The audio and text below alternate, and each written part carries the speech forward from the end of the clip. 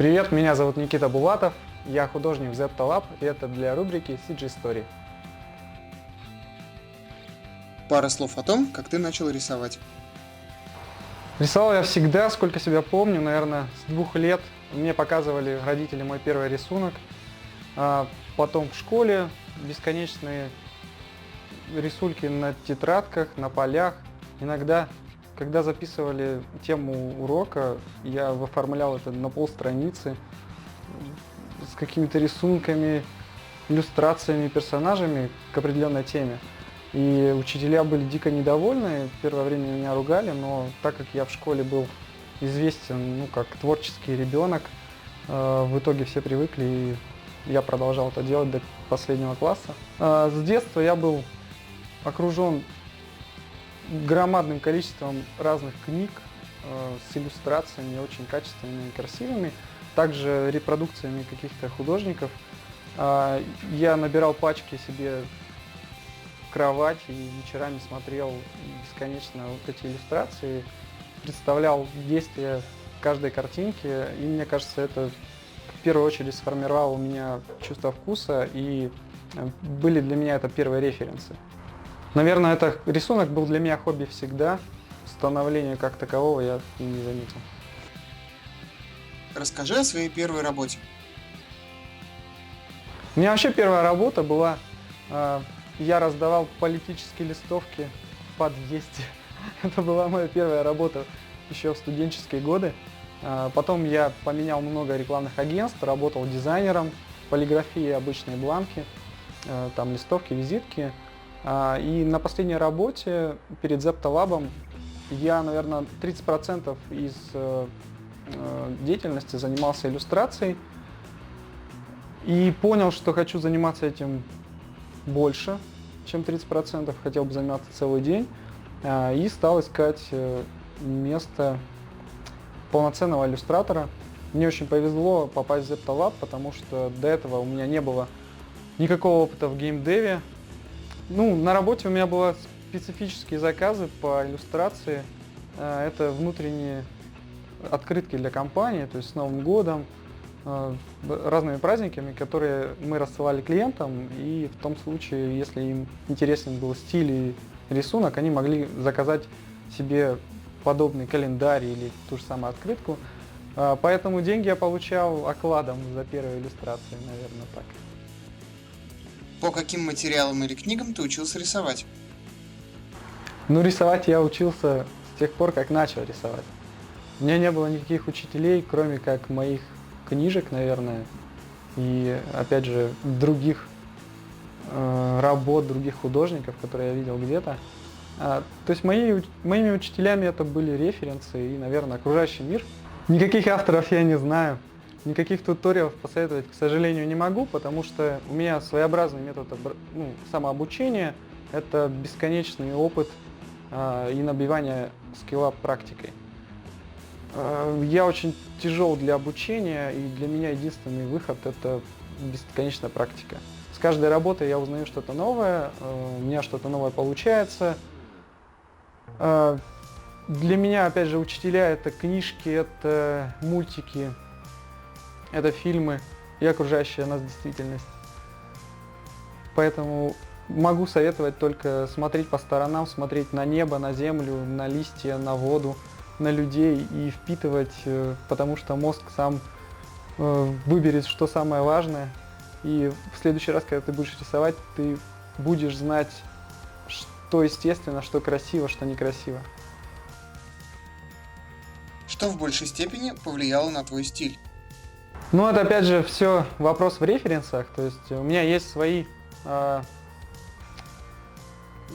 кумиры. Допустим, это диснеевская анимация, это определенные мультики, это Pixar.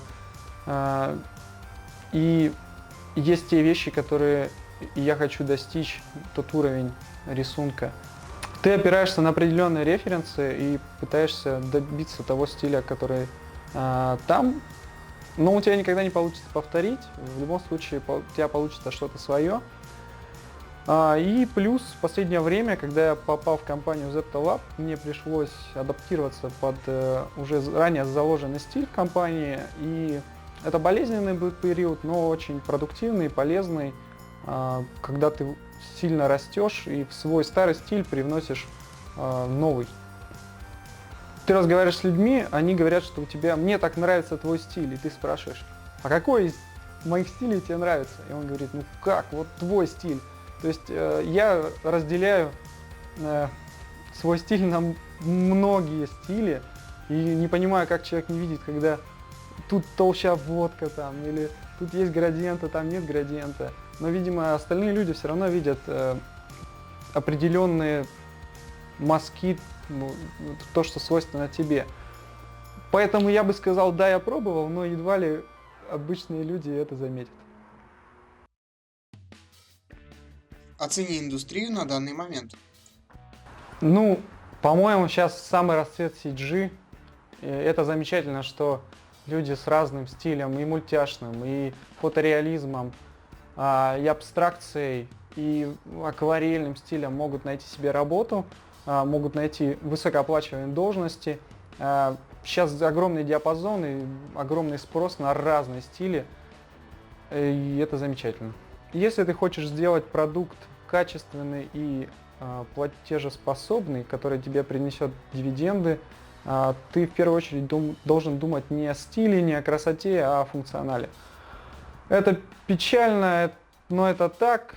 Приходится рубить себя по рукам, потому что в частности нужно не красота, а функционал. То есть это больше механический процесс, экономический процесс, нежели свободное творчество. Ты можешь сделать свою игру бесконечно красивую, и тебе с друзьями будет интересно в нее играть, но основную аудиторию ты не возьмешь. Поэтому здесь к этому вопросу нужно подходить очень холодно, готовым жертвовать чем-то, иначе у тебя не получится успешного проекта. Как ты думаешь, в рисовании цель оправдывает средства? Безусловно. Смотря какая цель. Если это концепт-арт, то, по-моему, любые цели оправдывают средства. Если ты берешь фотографию и ее обрисовываешь, и в итоге у тебя получается тот продукт, который от тебя требуют, значит, ты на своем месте. Какие сейчас тенденции в рисовании, по-твоему? Ну, нельзя сказать, куда идет рисование, потому что оно идет в разные дорожки, в разные пути. Допустим, в анимации сейчас популярны сериалы и упрощения, если это 2D анимация, или, опять же, полнометражный 3D. Даже тот же Disney, он уже перешел полностью на 3D оболочку. Что касается геймдева, ну, наверное, тоже, смотря от целевой аудитории, в основном сейчас продукты продаются детям.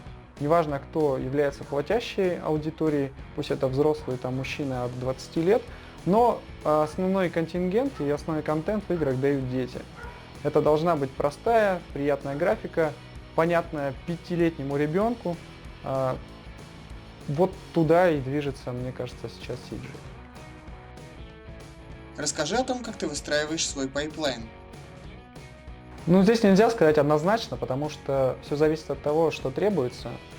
Но если взять среднестатистическую ситуацию, начиная обычно с лайн-арта, иногда на бумаге для придания формы, потом перевожу все в CG, в смысле в электронный вид.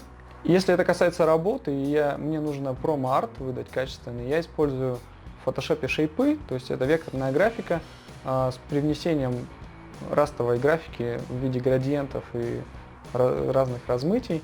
После нанесения основной массы векторной графики я приступаю к рендеру уже кистями. Вот как-то так. Бывает ли у тебя творческий кризис? Как преодолеваешь? У меня был один творческий кризис. После месяца нон-стопа рисования у меня не получался никак один арт, и я, наверное, после этого 2 месяца не рисовал вообще. Но это было до Zeptalab, сейчас ситуация другая, у меня просто нет права на творческие кризисы. Мне нужно сделать задачи вне зависимости от моего состояния, поэтому просто сжимаешь зубы и рисуешь. Какие у тебя хобби помимо рисования? Ну, увлечений много, сложно выделить какое-то одно. Ну, пожалуй, наверное, спорт. Я вообще странный, наверное, художник.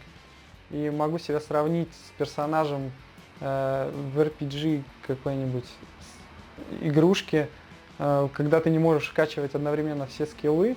В жизни то же самое. Приходится выбирать и чем-то жертвовать. Мой выбор пал на творчество и силу, наверное. Вот. Спорт мне дает понимание моих пределов и расширение их. И думаю, что я со спортом до конца, как и с рисунком. Что в большей степени влияет на прогресс художника? Кто-то сказал, что тот, кто много рисует, хорошо рисует. Поэтому бесконечная практика и желание. Если у тебя есть желание и практика, ты достигнешь чего угодно. А как ты это достигнешь? Уроками, туториалами, срисовыванием великих работ мастеров старых, это не важно. Если у тебя есть желание и практика, все прибудет. Веришь ли ты в талант? Ну, я верю в талант, это скорее предрасположенность, определенное строение, не знаю, мозга. Я вот визуал, я даже считаю, представляю счетные палочки, наверное, пальцы там загибаю у себя в голове. Поэтому, да, наверное, вот предрасположенность можно считать талантом. Если бы ты снимал собственный фильм, про что бы он был? Ну, наверное, я поговорю про мультик. Я люблю Disney, и мне очень нравятся современные мультики, как типа Adventure Time. Мне бы хотелось что-то среднее. Графика может быть Диснея и сумасшедшие идеи, время приключений.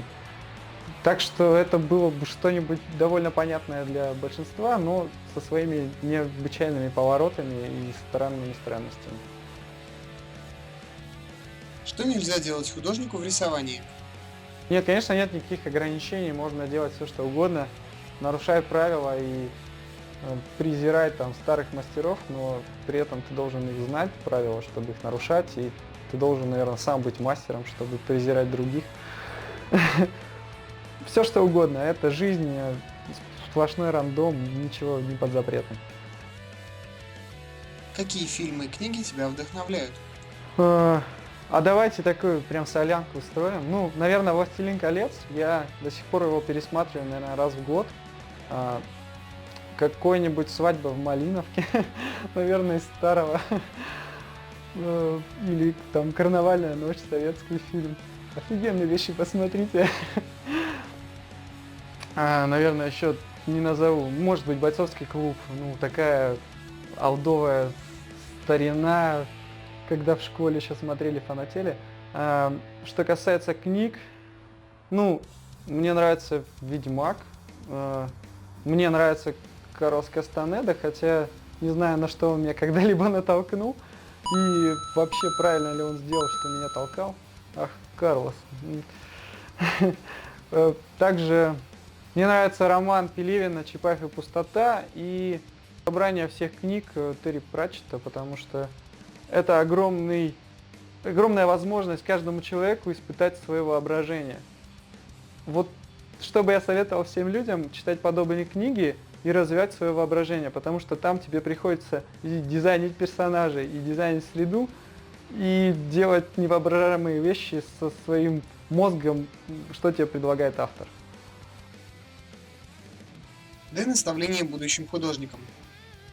Если у тебя есть желание и время, у тебя будет все, потому что даже какой-то один арт, качественный, продуманный, может тебя продвинуть в твоем творчестве очень далеко. И буквально за год или за два можно ускакать так далеко, что опередишь всех сиджишников, которые сидят на этом там с детства, я не знаю, на рисунке. Рисуйте, смотрите мультики, смотрите фильмы, читайте книги, фантазируйте, гуляйте, не пропускайте какие-то впечатления в своей жизни и слушайтесь маму. Пока-пока.